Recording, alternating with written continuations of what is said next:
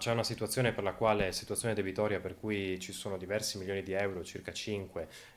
che in qualche modo sono imputati all'Agenzia delle Entrate e all'INPS e i restanti 1 milione ai lavoratori e un altro milione a fornitori. Una situazione grave che non c'era stata rappresentata dalla proprietà quando abbiamo cominciato a trattare circa 4 mesi fa per chiedere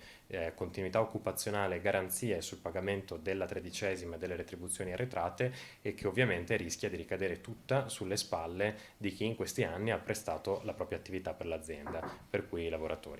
Una nuova udienza per la verifica dei crediti è stata fissata per metà novembre, ma la situazione debitoria di Velvet Media, società di marketing di Castelfranco Veneto, per cui è stata dichiarata la liquidazione giudiziale nell'aprile scorso, appare già pesantissima per i sindacati oltre ogni più nera aspettativa. A noi preme molto la situazione dei lavoratori che è molto esposta, si tratta di circa una cinquantina di lavoratori che per diverso tempo e a vario titolo hanno lavorato per Velvet che sono esposti per circa 1 milione di euro. Sembrano dunque lontani i tempi in cui Velvet Media, con il suo titolare Basselbeck Duns, annunciava la rivoluzione dell'orario di lavoro, con la gestione dei tempi in capo ai lavoratori, buona pratica che aveva fatto il Giro d'Italia. Il colpo decisivo sarebbe arrivato con il Covid e i relativi insoluti. Ora almeno in 50 vedono un futuro nero. I lavoratori avanzano a vario titolo cifre dai 4.000 ai 40.000 euro, il fondo di garanzia dell'INPS garantisce nei limiti di alcuni massimali il TFR